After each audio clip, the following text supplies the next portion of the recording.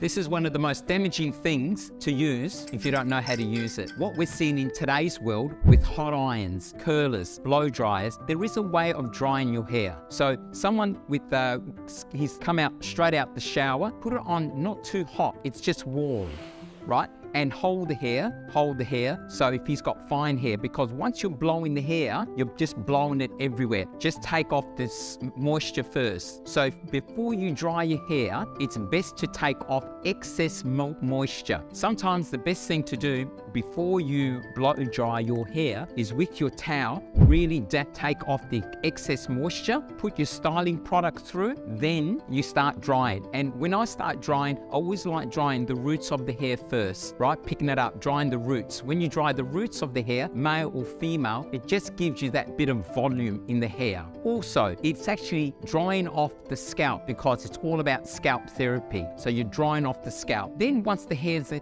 you can start blow drying the direction you want. So it's important to, firstly, to make sure that your hair is really, really towel dried. And then you take off the excess moisture that is semi-dry, especially with the ladies. Once your hair is semi-dried, it is nothing to start getting a brush and start blow drying your hair right around, because it's hard to style really wet hair. The hair is got to be semi-dried. So the excess, go right through it, you don't take it off. The blow dryer is best not to be on too hot because you're burning the hair, especially if you're using a brush and you're stretching it, those ends, it's important to curl those ends. No, go right at the ends, because if you're crimpling the ends, you're burning the ends. This will create your split ends. Hope this has been a good tip.